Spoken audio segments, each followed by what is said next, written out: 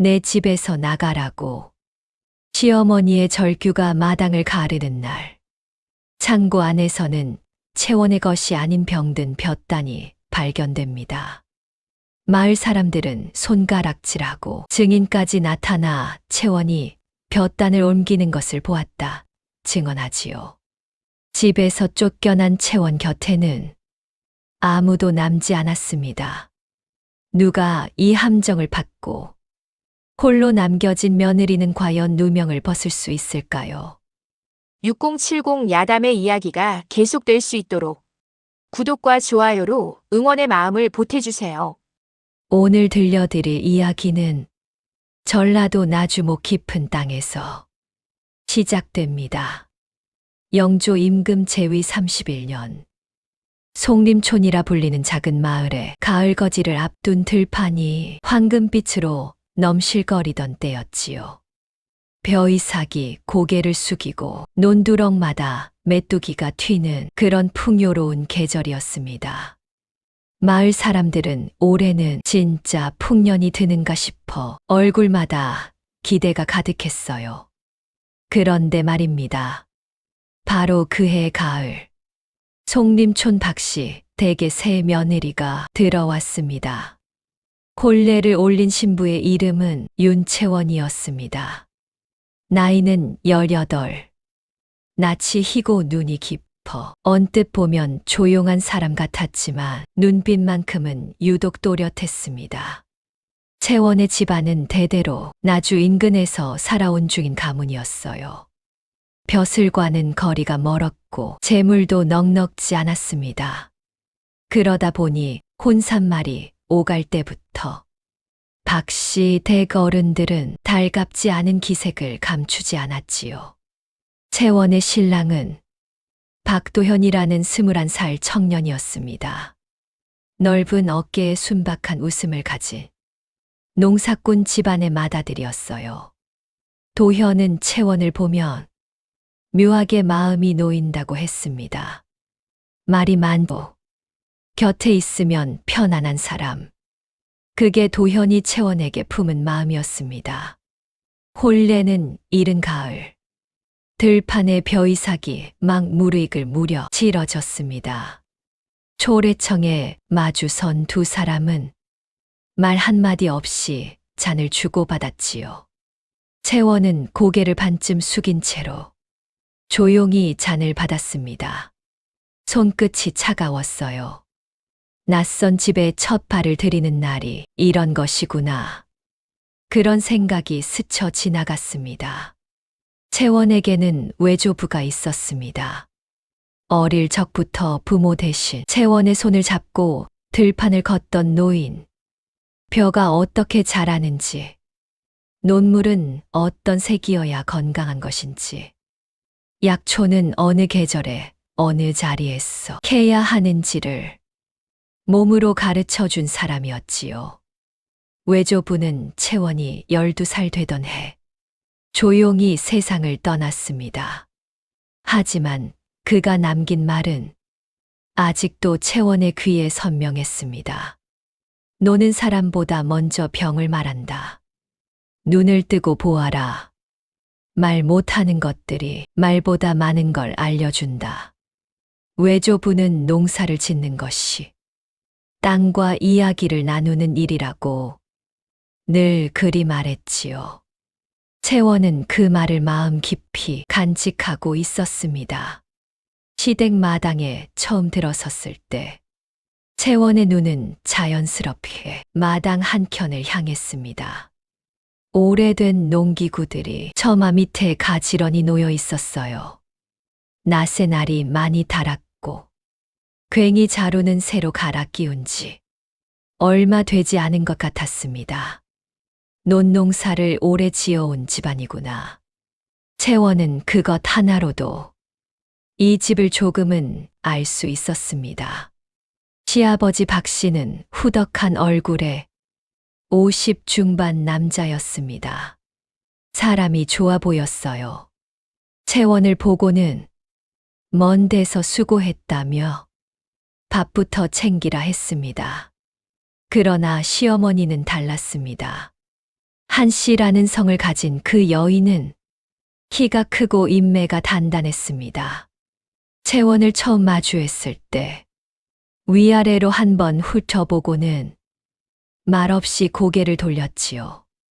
인사를 드리자 응 한마디만 하고 안방으로 들어가 버렸습니다. 채원은 그 등을 보며 무언가를 삼켰습니다. 도현은 눈치를 보며 어머니가 원래 말수가 없는 분이셔라고 소곤거렸어요. 그러나 채원은 알 수 있었습니다. 말수가 없는 것과 마음을 닫은 것은 다른 일이라는 걸. 저녁상을 물리고 마을 어른 몇이 찾아와 새 며느리를 구경했습니다. 얼굴이 갸름하이 참하게 생겼네. 중인 집안이라니 좀 아깝지 않소. 수군거리는 소리가 대청 너머로 들려왔습니다.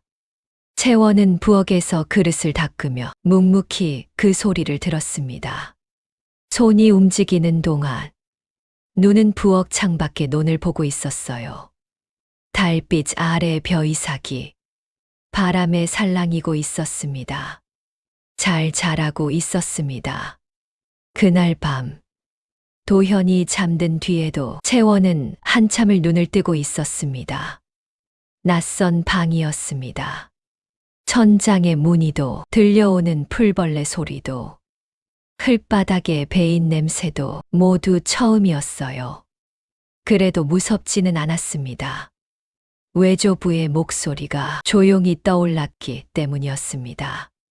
채원아, 낯선 논이라고 겁먹을 것 없다. 물길이 어디서 오는지, 흙이 어떤 빛인지 그것부터 보면 된다. 새 논을 처음 받았을 때 외조부가 해준 말이었지요. 채원은 그 말을 이 방에 그대로 얹어 보았습니다. 이 집도 하나씩 보면 된다. 서두르지 않아도 말하지 않아도 두 눈만 제대로 뜨고 있으면 창밖에서 바람이 지나갔습니다. 벼이삭 흔들리는 소리가 아주 작게 들려왔어요. 송림촌의 첫밤은 그렇게 조용히 지나갔습니다. 들판에서는 벌레가 울었고 마을 어귀에서는 개 짖는 소리가 한 번 멀리 들려왔습니다. 그리고 다시 고요해졌어요. 채원은 그 고요 속에서 내일 새벽에는 일찍 일어나야지 하고 생각했습니다. 부엌 아궁이에 불을 넣고 우물물을 길어오고 마당을 쓸고 낯선 집이지만 손이 먼저 움직이면 마음도 따라오게 마련이니까요. 외조부가 늘 그리했습니다. 봄에 새 논에 물을 댈 때도 걱정보다 먼저 발을 적셨습니다. 채원은 그 모습을 기억하고 있었어요. 채원은 닭이 울기도 전에 눈을 떴습니다. 하늘은 아직 먹빛이었고 마당에는 찬 이슬이 내려 있었지요.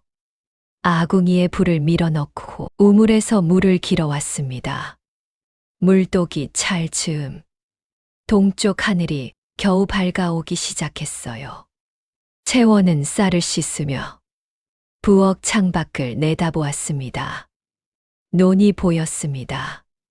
아침 안개가 논 위를 낮게 깔려 있었고 벼이삭들이 그 속에서 희미하게 일렁이고 있었지요. 조반상을 차리고 반찬 두어 가지를 더 놓았습니다.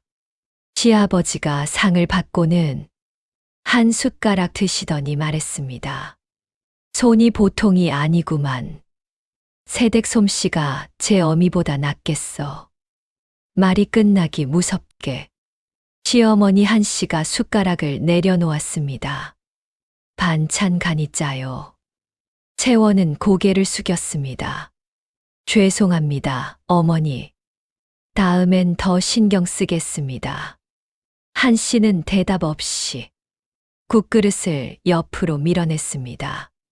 도현은 눈치를 보다가 밥을 빨리 비우고 먼저 일어섰지요. 혼자 남겨진 채원은 상을 물리며 생각했습니다. 간이 짜지 않았다는 걸 채원은 알고 있었습니다. 그러나 그 말을 입 밖에 낼 수는 없었어요.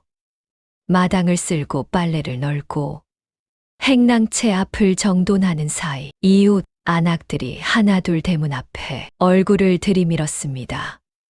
박씨 댁새 며느리 어떻게 생겼나 봐요. 부지런하긴 하네. 벌써 빨래를 다 했어. 수군거리는 소리가 들릴 듯 말 듯 흘러왔습니다. 채원은 고개를 들지 않았습니다. 그때였습니다. 논두렁 쪽에서 묵직한 발소리가 가까워졌습니다.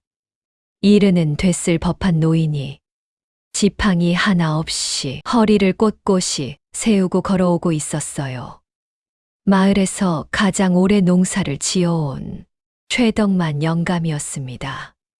논을 보는 눈이 밝기로 송림촌에서 그를 따를 사람이 없다고 마을 사람들이 말했지요. 최덕만은 채원 앞에 멈추어 섰습니다. 한참을 말없이 바라보더니 나직하게 물었어요. 자네가 나주 윤씨 댁 손녀인가? 채원이 고개를 들었습니다. 예. 외조부께서 윤서방이라 불리셨습니다. 최덕만의 눈가에 무언가 잠깐 스쳐 지나갔습니다. 그 양반 손 보는 눈이 참 좋았지. 논이 아파도 먼저 알아보는 사람이었어. 그 말을 남기고 최덕만은 천천히 논 쪽으로 걸어갔습니다. 채원은 그 뒷모습을 보며 잠시 서 있었어요. 외조부를 아는 사람이 이 마을에 있다는 것이 묘하게 마음을 따뜻하게 했습니다. 낯선 곳에서 처음으로 아는 이름 하나를 들은 것 같은 그런 기분이었지요. 저만치서 시어머니 한씨가 그 장면을 보고 있었습니다. 눈살이 잔뜩 찌푸려져 있었지요. 나중에 도현을 붙잡고 한씨는 낮은 목소리로 말했습니다. 최 영감이 우리 며느리한테 왜 말을 거냐. 처음 온 사람이 어른들한테 먼저 굽신거려야지 눈길을 받으면 쓰겠냐. 도현은 예, 어머니 하고 고개를 숙였습니다. 그날 오후 채원은 빨랫감을 들고 논 쪽 수로를 지나다 걸음을 멈추었습니다. 논 가장자리 다른 포기들과 나란히 서 있는 벼 몇 포기가 눈에 걸렸어요. 색이 달랐습니다. 연한 노랑이라고 해야 할지 초록이 빠져나가고 있다고 해야 할지 채원은 빨랫감을 내려놓고 논두렁으로 내려섰습니다.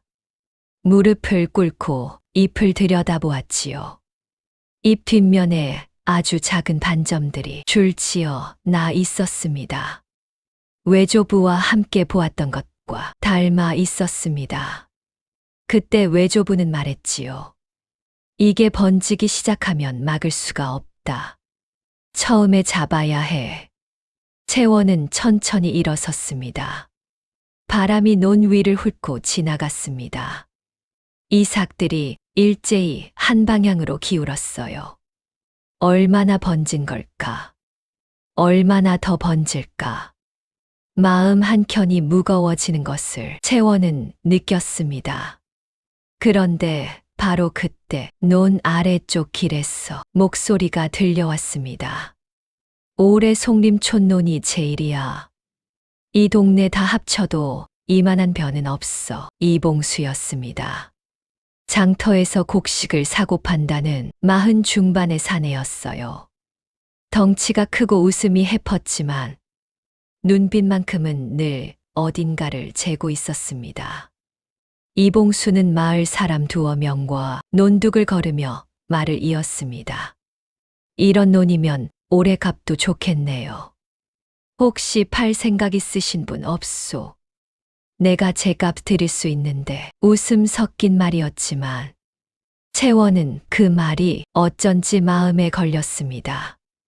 마을 사람들은 웃으며 팔긴 뭘 팔어 풍년인데 하고 손을 저었습니다.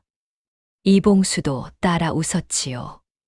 하지만 채원의 눈은 논 가장자리에 그 몇 포기를 다시 보고 있었습니다. 연노랗게 빛을 잃어가는 잎들, 사람들은 풍년이라 했습니다. 채원만 혼자 그 말이 너무 이른 것 같다고 느끼고 있었어요. 다음 날 새벽이었습니다. 아직 마을이 잠들어 있을 때 채원은 조용히 집신을 꿰었습니다. 안개가 낮게 깔려 있었어요. 논두렁을 밟는 발소리도 안개 속에 묻혀버릴 것 같았습니다. 채원은 어제 그 자리로 갔습니다. 무릎을 꿇고 잎을 들여다보았지요. 하루 사이에 반점이 2폭이 더 번져 있었습니다. 손끝으로 잎을 살며시 뒤집어 보았어요. 작고 희끄무레한 것들이 잎 뒷면에 촘촘히 박혀 있었습니다. 외조부는 이것을 보고 진딧물이 씨를 뿌린 거다라고 했었지요. 눈에 보이지 않는 것들이 벼 속을 파고들어 뿌리부터 기운을 빼앗는다고. 채원은 천천히 일어서서 논 전체를 훑어보았습니다. 가장자리를 따라 조금씩 폭이 하나 둘씩 색이 달라지고 있었어요. 이것은 그냥 두면 안 됩니다. 채원은 확신했습니다. 조반을 치우고 나서 채원은 시어머니를 찾았습니다. 한 씨는 사랑채 마루에서 무명을 다듬고 있었지요. 어머니, 드릴 말씀이 있습니다. 한 씨는 손을 멈추지 않았습니다. 논 가장자리 벼 몇 포기가 잎빛이 이상합니다. 반점이 생기고 있어서 혹시 살펴보셔야 할 것 같습니다. 한 씨가 손을 멈추었습니다. 그리고 천천히 고개를 들었어요.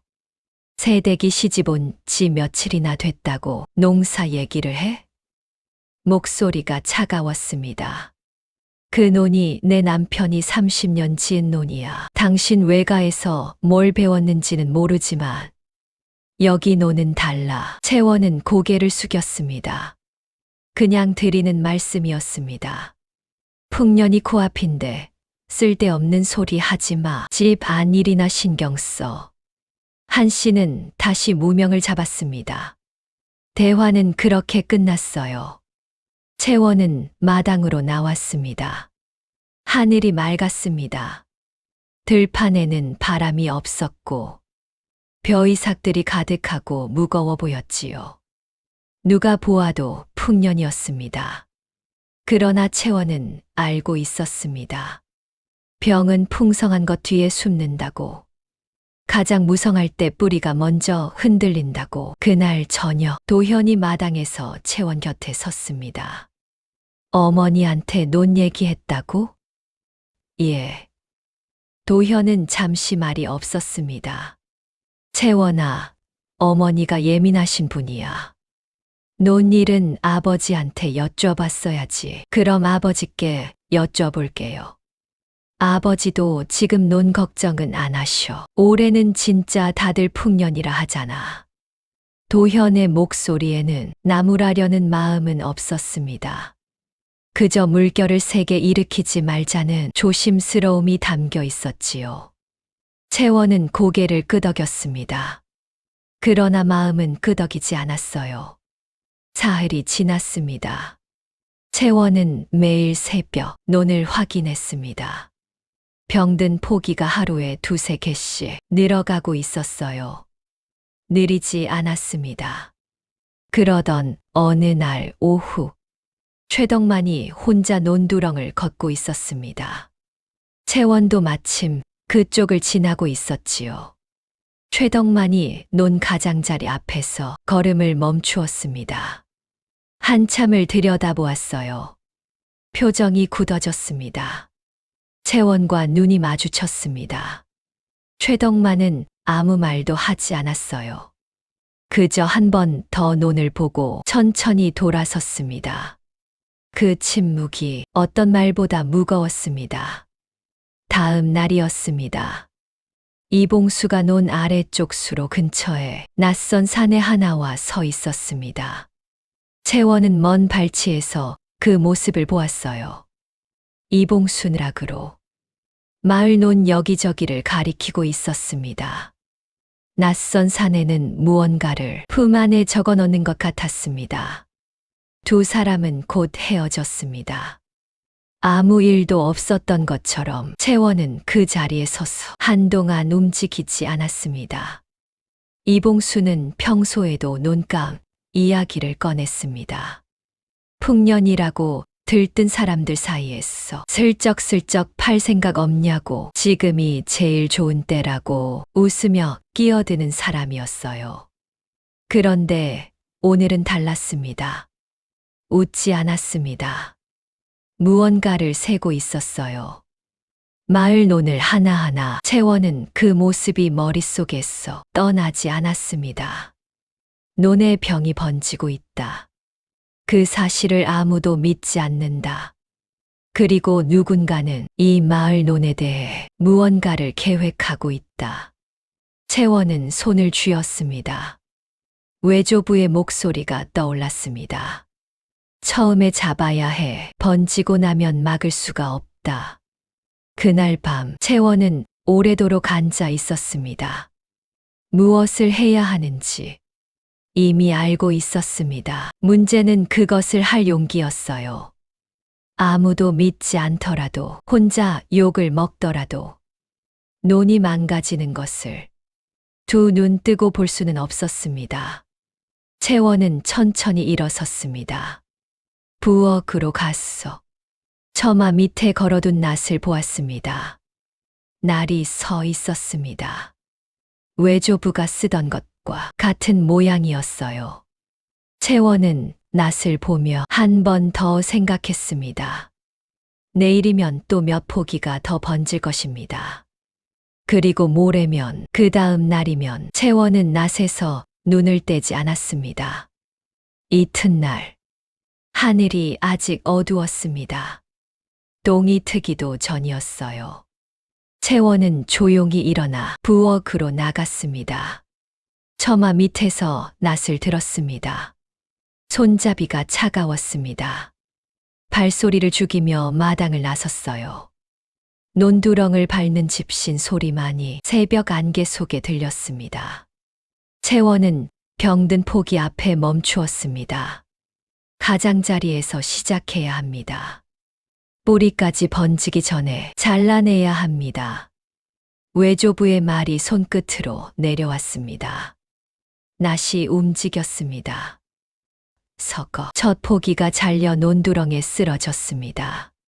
서걱 서걱 채원은 멈추지 않았어요. 병든 것부터 가장자리부터 한 포기씩 베어냈습니다. 이슬이 난날에 맺혔습니다. 손등이 차가웠지요. 하지만 손은 멈추지 않았어요. 외조부는 말했습니다. 잘라내는 건 버리는 게 아니다. 살리는 거다. 그 말이 손목에 힘을 주었습니다. 뭐 하는 짓이야 소리가 터졌습니다. 시어머니 한씨였습니다. 아침 일찍 논을 확인하러 나왔다가 며느리를 발견한 것이었지요. 한씨의 얼굴이 하얗게 질렸습니다. 벼가 잘려 논두렁에 쌓여 있었습니다. 이 미친년이 내 논에서 뭘 하는 거야. 채원은 손을 멈추지 않았습니다. 어머니, 병든 것을 베어내지 않으며 다 번집니다. 번져, 멀쩡한 벼를 내가 다 잘라내고 있잖아. 한씨가 논두렁으로 뛰어 내려왔습니다. 채원의 팔목을 잡으려 했어요. 채원은 한 발짝 물러서며 말했습니다. 어머니, 이 포기들 잎 뒷면을 보십시오. 반점이 있습니다. 지금 잘라내지 않으면 나중에 다 있습니다. 닥쳐. 한씨의 목소리가 마을 전체를 뒤흔들었습니다. 도현이 달려왔습니다. 뒤이어 이웃 한두 명이 무슨 일인가 싶어 고개를 내밀었지요. 채원아, 난 내려놔. 도현이 말했습니다. 도현 씨, 이건 베야 합니다. 어머니가 저러시잖아. 그래도 뵈야 합니다. 도현은 말을 잃었습니다. 아내를 말릴 수도 없고 어머니를 달랠 수도 없었어요. 논 가운데 섰어 두 사람을 번갈아 보았습니다. 어머니는 울고 있었습니다. 아내는 별을 베고 있었습니다. 도현은 결국 아무것도 하지 못했어요. 발만 논두렁에 묻은 채로 서 있었습니다. 사람들이 하나둘 논두렁으로 모여들었습니다. 새댁이 낫으로 별을 베고 있대. 멀쩡한 논에? 미쳤나봐. 손가락질이 쏟아졌습니다. 어떤 이는 고개를 흔들었고 어떤 이는 혀를 찼습니다. 마을에서 입이 가장 빠른 안악이 팔짱을 끼고 섰습니다. 저러니까 중인 집안 딸이지 양반댁 며느리 될 깜냥이 못 돼. 그 말이 퍼져나갔습니다. 채원의 귀에도 들렸을 것입니다. 그래도 손은 멈추지 않았어요. 이 며느리가 우리 집을 망하게 하려고 일부러 별을 자르고 있어요. 주변 사람들이 웅성댔습니다. 채원은 멈추지 않았습니다. 손이 떨렸습니다. 눈물이 날 것 같았습니다. 그래도 낫을 놓지 않았어요. 벼가 쌓여갔습니다. 논두렁에 가지런히 그때 저만치서 조용히 지켜보는 눈이 있었습니다. 이봉수였습니다. 그는 웃고 있었습니다. 소리 없이 팔짱을 낀 채로 논두렁 쪽에 기대어 섰습니다. 마을 사람 하나가 그에게 말을 걸었지요. 어휴, 저 새댁이 진짜 이상하지 않소. 이봉수는 고개를 끄덕이며 무언가를 귀에 대고 소곤거렸습니다. 어깨가 들썩였습니다. 이 소동이 마음에 드는 것 같았어요. 채원은 그 모습을 보지 못했습니다. 논만 보고 있었으니까요. 마침내 가장자리 병든 포기를 다 베어냈을 때 채원은 낫을 내리고 섰습니다. 숨이 거칠었습니다. 손바닥에 물집이 잡혀 있었어요.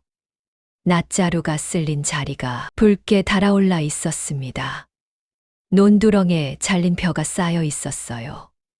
마을 사람들은 입을 막고 믿을 수 없다는 얼굴로 보고 있었습니다. 한 씨는 앞치마를 붙잡고 흐느끼고 있었지요. 그때 늙은 발소리 하나가 논두렁을 천천히 걸어왔습니다. 최덕만이었습니다. 그는 잘린 벼 앞에 무릎을 꿇었습니다. 줄기를 들어 속을 들여다보았어요. 손가락 끝으로 잘린 단면을 건드려 보았습니다. 냄새를 맡아 보기도 했지요. 한참을 보았습니다. 아무 말도 하지 않았습니다. 그저 표정만이 조금씩 달라졌지요.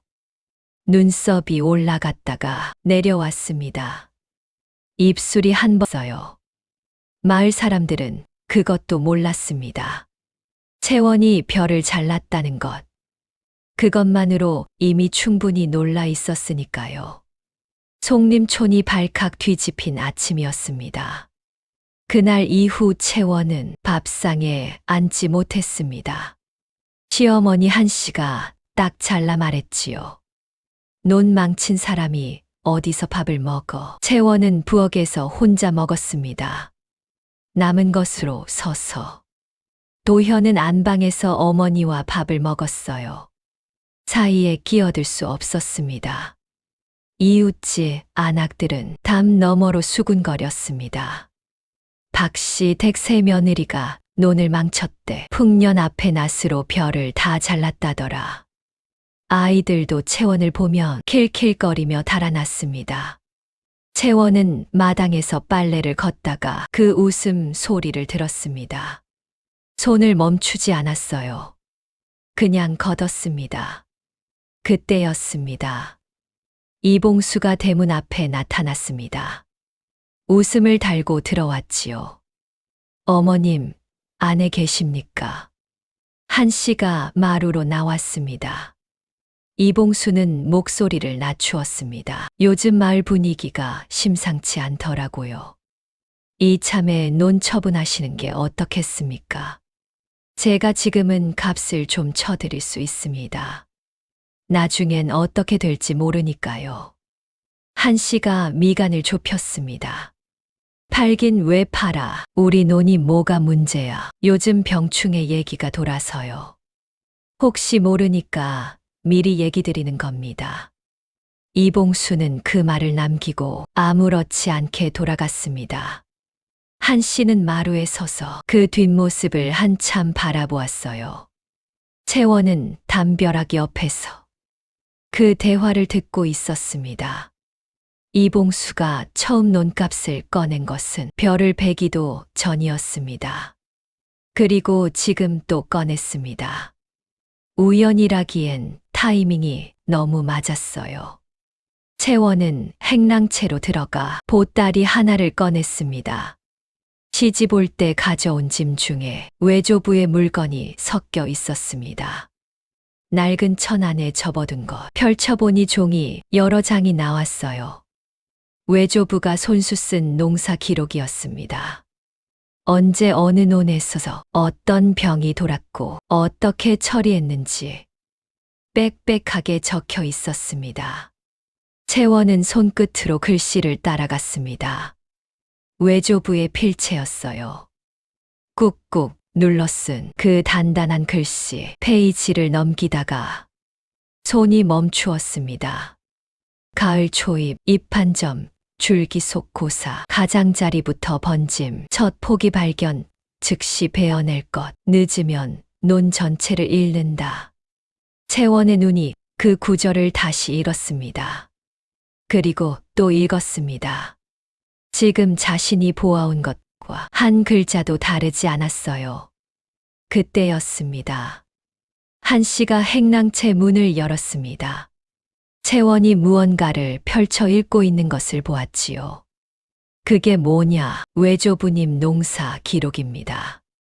한 씨가 다가왔습니다. 종이를 보더니 코웃음을 쳤습니다.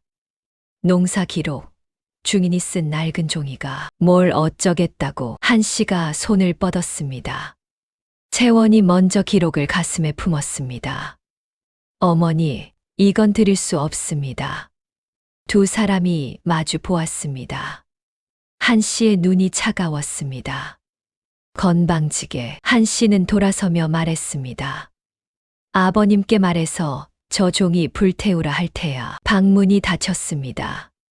채원은 기록을 가슴에 꼭 눌렀습니다. 손이 떨렸습니다. 마음이 떨리는 게 아니었습니다.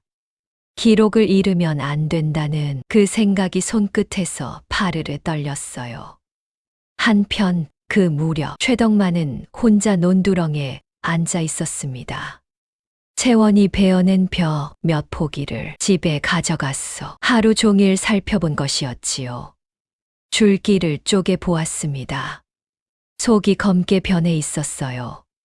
손가락으로 눌러보니 물기가 빠진 것처럼 퍽퍽했습니다. 최덕만은 50년 농사했어 이와 비슷한 것을 딱 한 번 본 적이 있었어요. 젊었을 때였습니다. 그때 그 노는 손 쓸 틈도 없이 열흘 안에 전멸했습니다. 그는 잘린 벼를 바닥에 내려놓고 손으로 이마를 짚었습니다. 이 새댁이 알고 있었구나 중얼거렸습니다. 아무도 없는 마당이었습니다. 그날 밤 채원은 기록을 집신 속에 접어 넣었습니다. 아무도 찾지 않을 곳 도현이 방으로 들어왔습니다. 채원의 등을 보다가 조용히 앉았습니다. 한참이 지나서 말했어요. 채원아, 나는 믿고 싶어. 채원은 돌아보았습니다. 믿고 싶지만 확신이 없어. 어머니는 화가 많이 나 계시고 논이 더 병들면 알게 됩니다. 그게 무섭다는 거야. 도현은 손으로 머리를 쥐었습니다. 아내 말이 맞을 수도 있고 틀릴 수도 있다는 게 맞으면 너무 늦은 것이고 틀리면 이미 너무 많이 자른 것이고 어느 쪽으로도 마음을 정하지 못한 채 도현은 누워버렸습니다. 채원은 그 옆에서 천장을 바라보았어요. 논에서도 소리가 오지 않았어요. 채원은 그 고요 속에서 앉아 있었습니다. 지금 자신이 혼자라는 것을 알고 있었습니다. 아무도 믿지 않았습니다. 증거가 있어도 보려 하지 않았습니다. 하지만 채원은 자신이 본 것을 알았습니다. 노는 거짓말을 하지 않았습니다. 그리고 외조부의 기록도 더 큰 시련은 아직 오지 않은 것이었습니다. 며칠이 지난 아침이었습니다. 최덕만이 박씨 댁 대문을 두드렸습니다. 채원이 나왔습니다. 최덕만은 말없이 채원을 보았습니다. 그리고 조용히 말했어요. 안으로 들어가도 되겠소. 채원은 고개를 끄덕였습니다. 행랑채 마루에 두 사람이 앉았습니다. 최덕만은 품에서 천 조각을 꺼냈습니다. 펼치자 잘린 벼 줄기 하나가 안에 들어 있었어요. 며칠 전 잘린 것 하나를 집에 가져갔소. 매일 들여다봤지. 최덕만이 줄기를 반으로 쪼갰습니다. 속이 검게 물들어 있었습니다. 내가 젊었을 때 딱 한 번 본 것과 같소. 그때 논 주인은 손 쓸 틈도 없이 열흘 만에 다 잃었지. 채원은 숨을 참았습니다. 새댁이 본 게 맞소. 가장자리부터 잘라낸 것도 맞고 최덕만은 줄기를 쳐내 다시 접었습니다. 외조부에게 배운 방법이라 했소. 예. 병든 부분을 먼저 베어내고 잘라낸 자리에 재를 뿌리면 번지는 속도를 늦출 수 있다고 하셨습니다. 최덕만은 고개를 끄덕였습니다.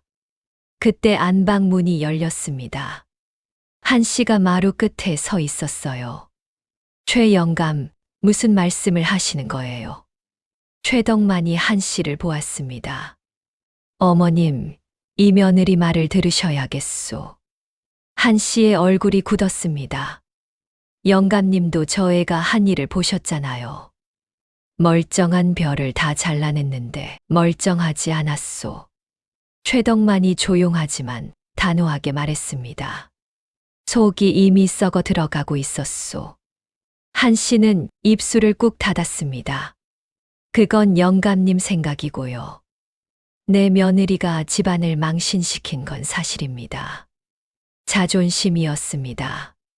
틀렸다는 걸 인정하는 것보다 며느리가 잘못한 것으로 남겨두는 게 마음이 편한 것이었지요. 최덕만은 더 이상 말하지 않았습니다. 천천히 일어나 대문을 나섰어요. 채원은 그 뒷모습을 보며 마루에 앉아 있었습니다. 그리고 사흘이 지났습니다. 소식이 들려왔습니다. 건너 마을 논에서 병충해가 터졌다고 했어요. 처음에는 한두 논이었습니다. 그 다음 날에는 5, 그 다음 날에는 마을 논 절반이 노랗게 변하고 있다는 소문이 돌았습니다. 송림촌 사람들은 처음에는 남의 일이라 했습니다. 거기 논 관리를 못한 거지. 우리 논은 괜찮아.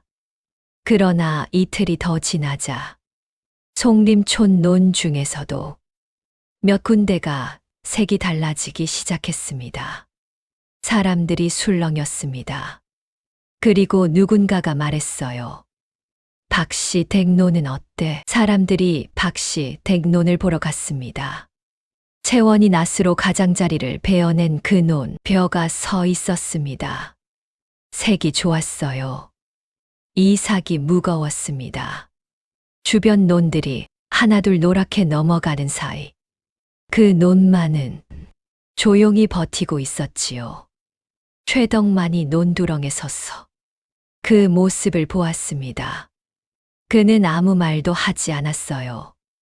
그저 고개를 한번 끄덕였습니다. 마을 사람 하나가 조용히 물었습니다. 최 영감, 박씨 댁논은 왜 멀쩡한 거요? 최덕만이 대답했습니다. 먼저 잘라냈으니까 짧은 말이었습니다. 그러나 그 말이 사람들 사이를 조용히 퍼져나갔어요. 장터에서, 우물가에서 저녁상을 물리는 사이에 그럼 그 새댁이 알고 있었던 거 아니야? 말도 안 돼. 시집 온 지 얼마나 됐다고. 근데 노는 멀쩡하잖아. 아무도 확신하지는 않았습니다. 그러나 아무도 아니라고 잘라 말하지도 못했어요. 논이 멀쩡하다는 것은 눈에 보이는 사실이었으니까요.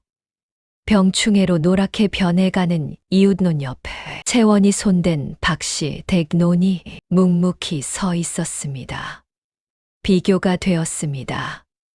보면 볼수록 더욱 논 주인들 중 몇이 최덕만을 찾아갔습니다. 영감, 우리 논도 어떻게 할 수 있소? 최덕만은 잠시 생각하다가 말했어요. 박씨 댁 며느리한테 물어보시오. 이봉수는 그 소문을 들었습니다. 그의 얼굴에서 웃음이 사라졌습니다. 빠르게 걸음을 옮겼습니다.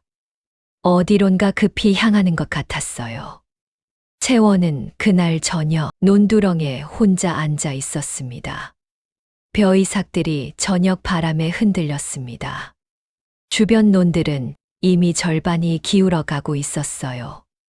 그 사이에서 박씨 댁 논만이 가득하고 묵직하게 서 있었습니다. 외조부가 옳았습니다. 논은 거짓말을 하지 않았어요. 채원은 이삭 하나를 손으로 살며시 잡았습니다.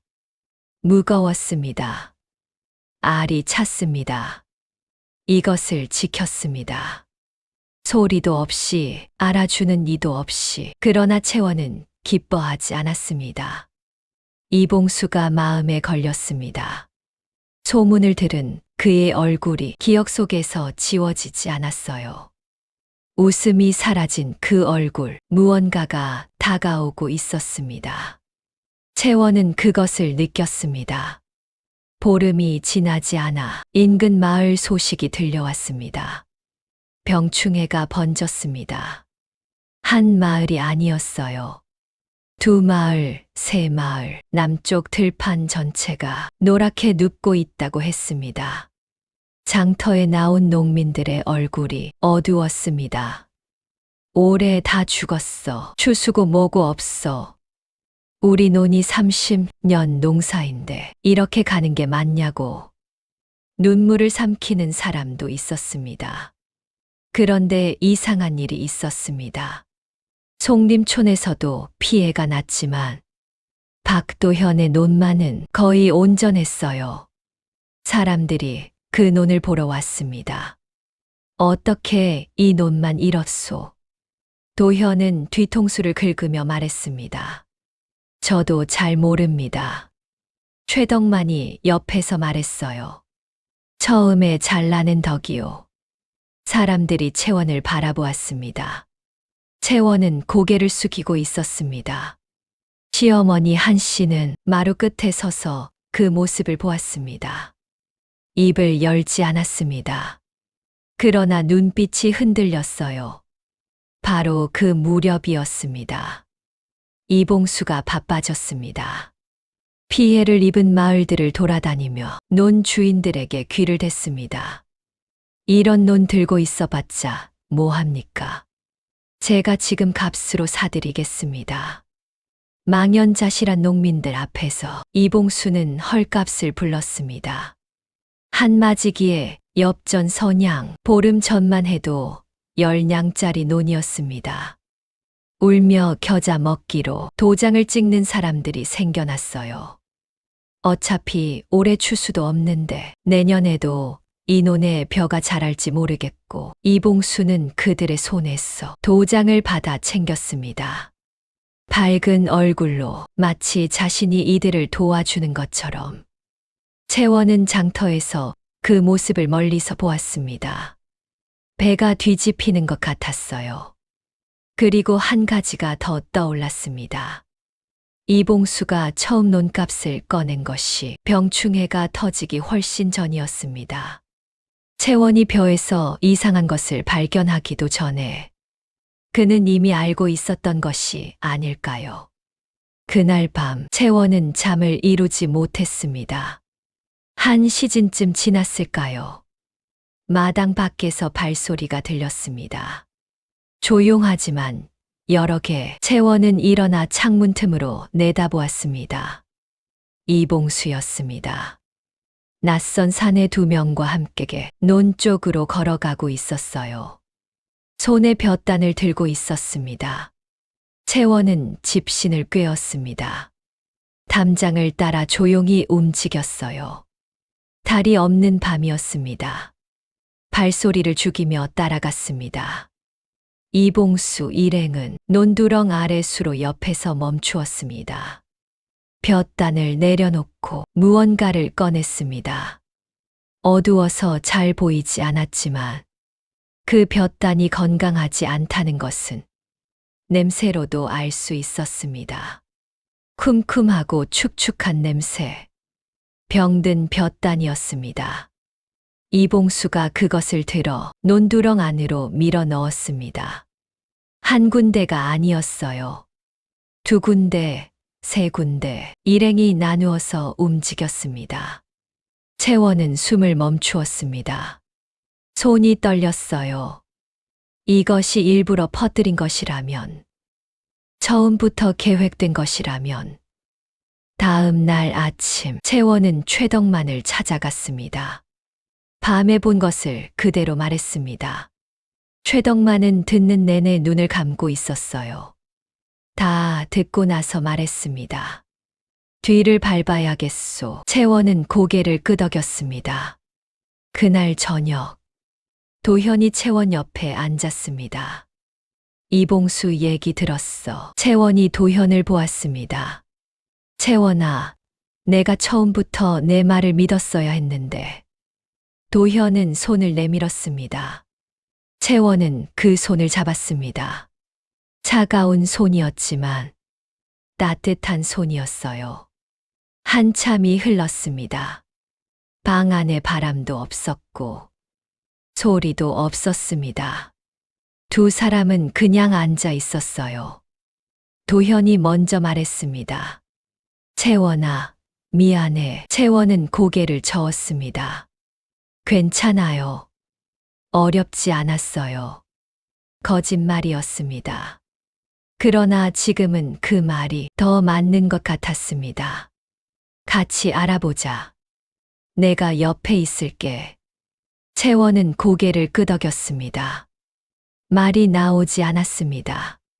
그동안 혼자였던 것이 한꺼번에 밀려왔습니다. 한편 이봉수는 채원이 자신을 보았다는 것을 알아챘습니다. 누군가에게 전해들었지요. 그는 방 안에서 오래 생각했습니다. 이대로 두면 안 되었습니다. 채원이 말을 하기 전에 채원을 먼저 무너뜨려야 했어요. 이봉수는 입술을 깨물었습니다. 방법은 있었습니다. 아주 간단한 방법이. 며느리는 아직 이 마을에서 뿌리가 없었습니다. 시어머니도 믿지 않고 마을 사람들도 손가락질했던 사람. 무너뜨리기에 딱 좋은 상대였습니다. 이봉수는 눈을 감았습니다. 이미 머릿속에 그림이 그려져 있었어요. 다음 날 아침 일찍 그는 심부름꾼을 불렀습니다. 이틀이 지난 아침이었습니다. 박씨 댁 창고에서 볕단이 발견되었습니다. 이웃집 안악이 먼저 발견했어요. 저기 창고 안에 이상한 것이 있어. 사람들이 모여들었습니다. 창고 한켠 채원의 짐 보따리 옆에 볕단 몇 묶음이 쌓여 있었어요. 꺼내어 보니 색이 검고 냄새가 났습니다. 병든 볕단이었습니다. 이봉수가 사람들 사이를 헤치고 앞으로 나섰습니다. 보십시오. 이게 여기 왜 있겠습니까? 박씨 댁 며느리가 숨겨둔 거 아니겠습니까? 마을 사람들이 술렁였습니다. 처음부터 이상하다 했어. 낫으로 멀쩡한 벼를 자를 때부터 중인 집안에서 온 사람이 이 마을을 망하게 하려 한 거 아니야? 입에서 입으로 말이 번졌습니다. 아직 아무것도 밝혀지지 않았는데 이미 채원은 범인이 되어가고 있었어요. 이봉수는 그 모습을 지켜보며 고개를 끄덕였습니다. 창고를 들여다보더니 얼굴이 붉게 달아올랐어요. 저것이 내 집 창고에 이게 뭐야? 채원이 불려 나왔습니다. 이것이 뭔지 알아? 채원은 볕단을 보았습니다. 처음 보는 것이었어요. 저는 모르는 것입니다, 어머니. 모른다고. 내 집 옆에 있는데. 어머니, 저는 저것을 드린 적이 없습니다. 이봉수가 끼어들었습니다. 어머님, 생각해 보십시오. 이 마을에서 병충해가 퍼진 게 이 며느리가 온 다음부터 아닙니까? 처음부터 일부러 논을 망가뜨리려 한 것입니다. 말이 터무니없었습니다. 그러나 한 씨는 이미 그 말을 믿고 싶어 하고 있었습니다. 나가. 한 씨가 채원에게 말했습니다. 어머니, 내 집에서 나가라고. 도현이 달려왔지만 이번에는 말을 하지 못했습니다. 어머니의 눈빛이 너무 강했어요. 채원은 걸음을 옮겼습니다. 마당을 나서며 뒤를 돌아보지 않았어요. 그때 멀리서 최덕만이 이 광경을 보고 있었습니다. 창고까지 걸어가 안을 들여다보았어요. 볕단을 집어들고 냄새를 맡았습니다. 눈썹이 좁혀졌습니다. 이것은 처음 보는 볕단이었습니다. 이 마을론에서 나온 것이 아니었어요.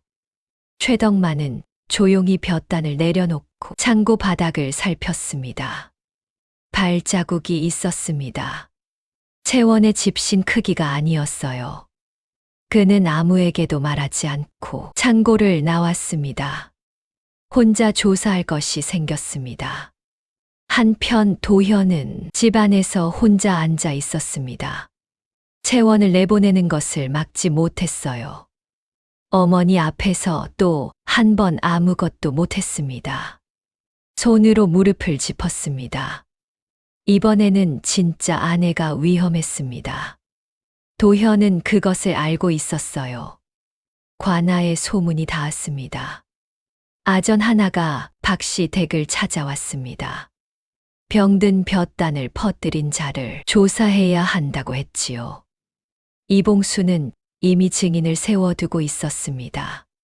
창고 근처를 지나다 채원이 볕단을 들고 가는 것을 보았다는 이웃 사내였어요.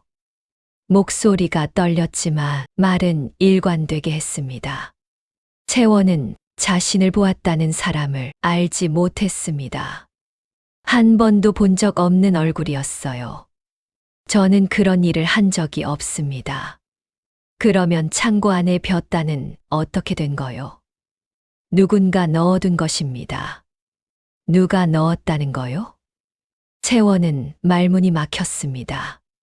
이봉수가 했다는 것을 알았지만 증거가 없었어요. 밤에 본 것은 채원 혼자만 보았습니다. 아전은 고개를 젓고 돌아갔습니다. 이봉수는 그 모습을 보고 안도의 숨을 내쉬었습니다. 그날 밤 채원은 행랑채 한켠에 혼자 앉았습니다. 집에서 쫓겨난 것이나 다름없었어요. 밥도 누가 가져다 주지 않았습니다. 채원은 집신 안에 접어둔 외조부의 농사 기록을 꺼냈습니다. 손이 떨렸어요. 기록을 한 장 한 장 넘겼습니다. 그때 손이 멈추었습니다. 기록 사이에 끼워져 있던 종이 하나, 다른 것보다 오래된 종이었어요. 펼쳐보니 외조부의 글씨가 아니었습니다. 외조부보다 한 세대 위의 필체였습니다. 그 안에는 어느 해, 어느 마을에서 병든 볕단이 논 안에 숨겨져 있었고 누군가가 일부러 퍼뜨린 것이 밝혀졌다는 기록이 적혀 있었습니다. 그리고 그 방법, 볕단을 어디서 구했고 어떻게 옮겼는지, 그리고 마지막에 짧게 적혀 있었습니다. 볕단은 반드시 온 곳이 있다. 뿌리를 찾으면 심은 사람이 나온다. 채원은 그 구절을 손끝으로 짚었습니다. 외조부의 외조부가 쓴 글씨였습니다. 50년도 더 된 글씨. 그런데 지금 이 자리에서 이 글이 필요했습니다. 채원은 기록을 가슴에 안았습니다. 이것이 증거가 될 수 있습니다. 관아에서 이것을 본다면, 현감이 직접 살펴본다면, 채원은 처음으로 작은 빛 하나가 보이는 것 같았습니다. 소문은 결국 관아까지 닿았습니다. 이번에는 아전이 아니었어요. 현감이 직접 나섰습니다. 현감 정씨는 부임한 지 3년, 이 고을 농사 사정을 두루 알고 있는 사람이었습니다. 병충해가 여러 마을로 번진 것도 예사롭게 보지 않았어요. 한 마을이면 몰라도 이렇게 빠르게 번지는 것은 자연만의 일이 아니다. 현감은 박씨 댁을 직접 찾았습니다. 채원이 불려 나왔습니다. 행랑채 한켠에서 며칠째 혼자 지내던 채원이었어요. 초췌했지만 눈빛은 살아 있었습니다. 기록이 있다고 했느냐? 채원은 집신 안에서 외조부의 농사 기록을 꺼냈습니다. 두 손으로 올렸어요. 현감은 기록을 받아 천천히 펼쳤습니다. 오래된 종이었습니다. 글씨가 빼곡했어요. 현감은 한 장 한 장 넘겼습니다. 마지막 장에서 손이 멈추었습니다.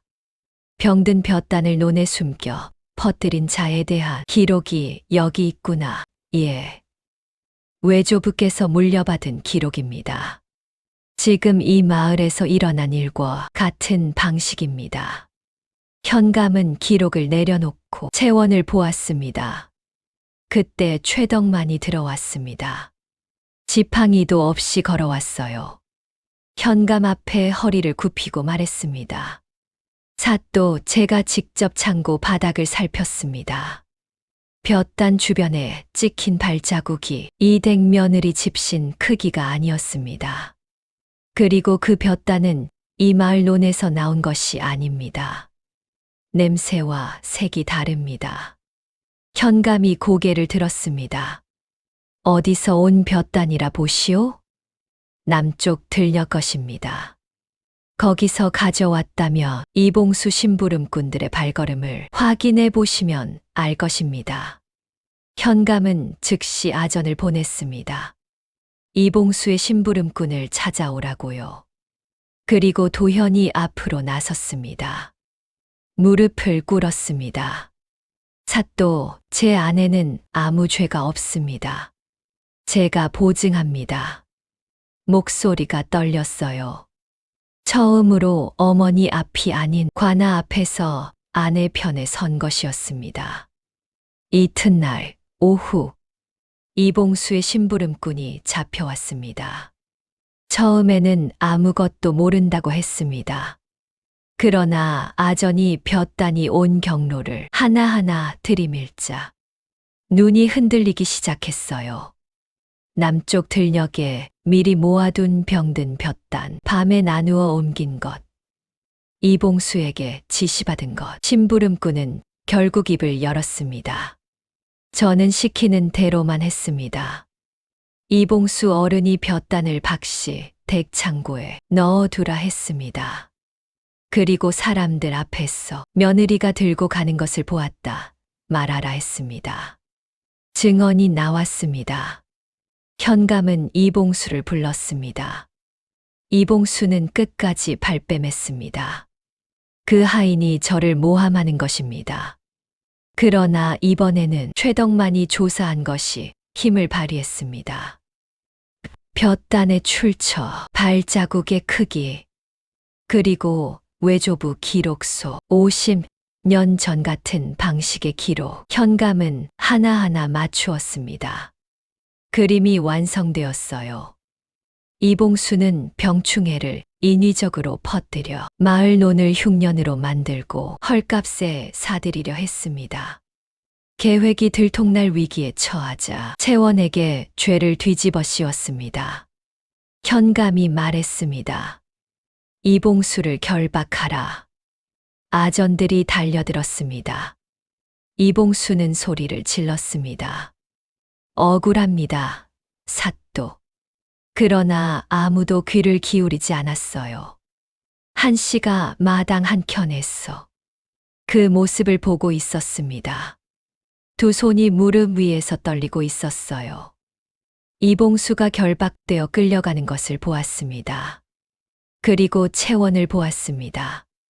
행랑채 처마 밑에 서 있는 며느리, 초췌한 얼굴.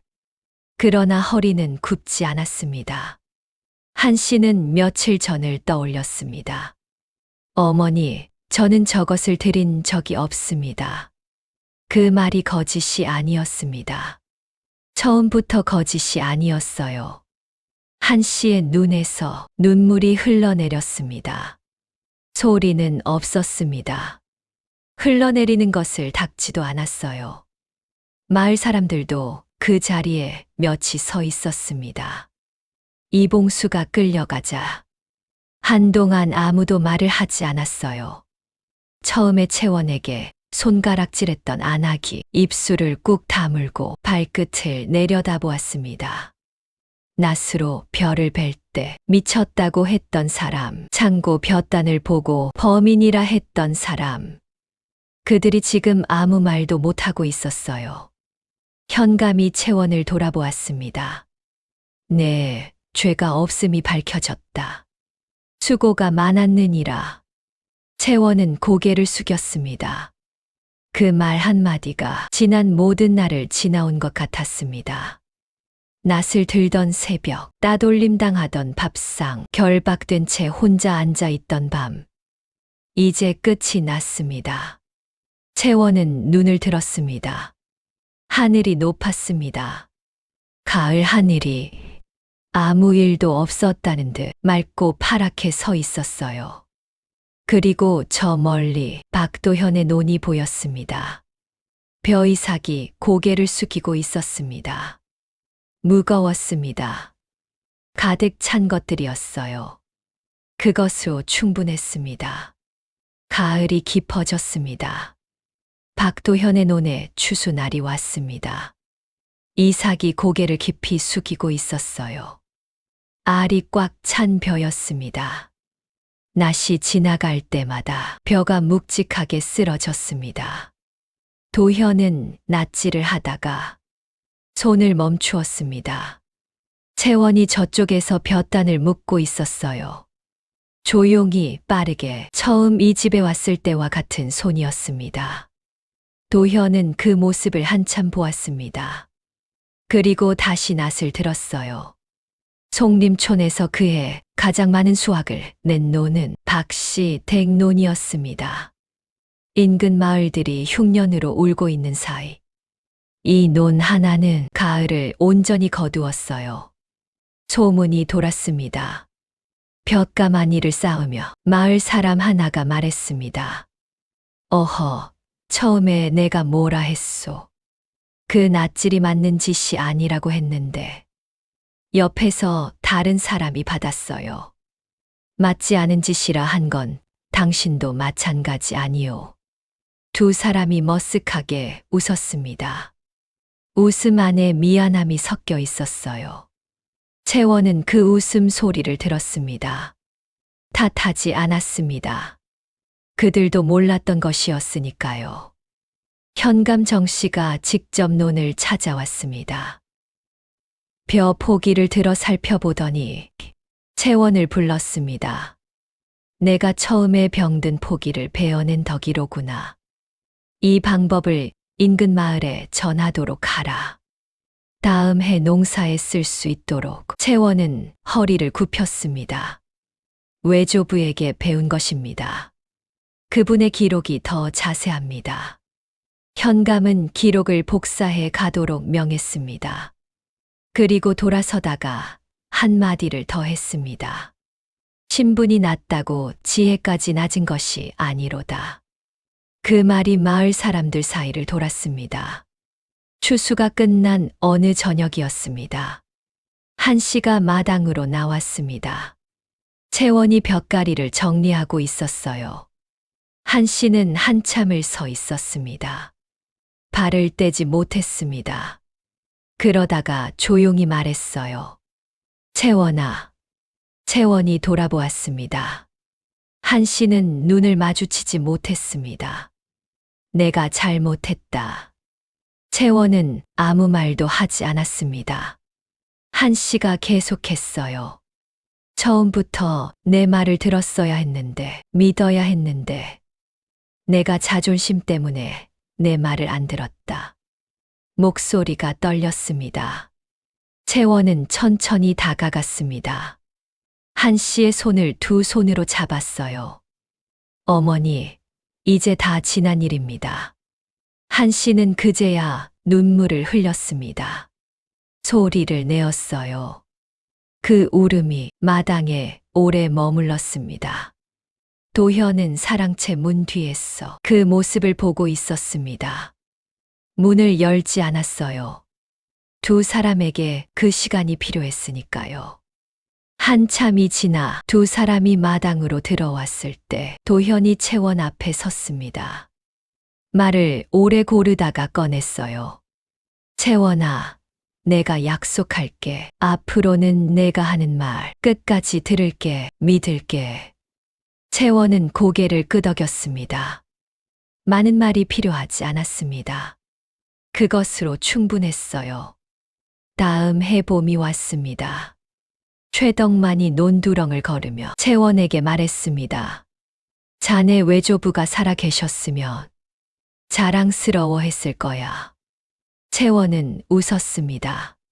긴 설명 없이도 그 말이 무엇인지 알았습니다. 마을 안악들이 채원을 찾아오기 시작했습니다. 우리 논에도 그 방법 좀 알려주시오. 채원은 아끼지 않았습니다. 외조부에게 배운 것을 하나씩 풀어 말해 주었어요. 처음에는 서너 명이더니 다음 장날에는 10명이 넘었습니다. 중인 집안 며느리라 수군거리던 사람들이 지금은 채원의 말을 받아 적고 있었어요. 그 모습을 이봉수에게 땅을 빼앗길 뻔했던 농민 하나가 보고 말했습니다. 신분이 뭐가 대수요. 아는 게 많은 사람이 진짜 어른이지. 채원은 그 말을 듣지 못했습니다. 논을 보고 있었거든요. 봄 논이었습니다. 간 물을 댄 논에 햇살이 반짝이고 있었습니다. 외조부가 말했었지요. 노는 사람보다 먼저 병을 말한다. 눈을 뜨고 보아라. 채원은 눈을 뜨고 보았습니다. 처음 이 마을에 왔을 때도, 아무도 믿어주지 않을 때도, 홀로 낯을 들었을 때도 눈을 감지 않았습니다. 논이 알려주는 것을 들었습니다. 봄 바람이 지나갔습니다. 논물이 잔잔하게 흔들렸어요. 채원은 그 자리에 서서 한동안 그 빛을 바라보았습니다. 눈앞에 논이 있었습니다. 간 물을 댄 논. 아직 벼도 심지 않은 빈 논이었어요. 그러나 채원은 이미 알고 있었습니다. 어디에 물길이 들어오고 어디에 먼저 해가 드는지, 가장자리 흙이 어떤 빛이고 논두렁이 얼마나 단단한지 외조부가 가르쳐 준 것들이었어요. 눈을 뜨고 보면 논이 먼저 말한다고. 채원은 눈을 떴습니다. 이 마을에 처음 왔던 날처럼 황금빛은 아직 오지 않았습니다. 그러나 올 것이었어요. 눈을 뜨고 있는 한 명심보감에 이르기를 눈이 밝은 자는 어두운 곳에서도 길을 잃지 않고 마음이 바른 자는 험한 곳에서도 넘어지지 않는다. 채원은 아무도 믿어주지 않을 때에도 눈을 감지 않았습니다. 논이 보내는 말을 들었고 외조부가 남긴 지혜를 믿었지요. 맹자는 말했습니다. 하늘이 어떤 사람에게 큰 일을 맡기려 할 때는 반드시 먼저 그 마음을 괴롭히고 그 몸을 수고롭게 한다고. 채원이 겪은 오해와 누명과 고독은 그냥 지나가는 시련이 아니었습니다. 욕심으로 남을 해치려 한 사람은 스스로 무너졌고, 묵묵히 옳은 것을 행한 사람에게는 봄이 오면 논이 그 보답을 했습니다. 오늘 이 이야기가 여러분의 마음 속에 작은 씨앗 하나를 심었기를 바랍니다.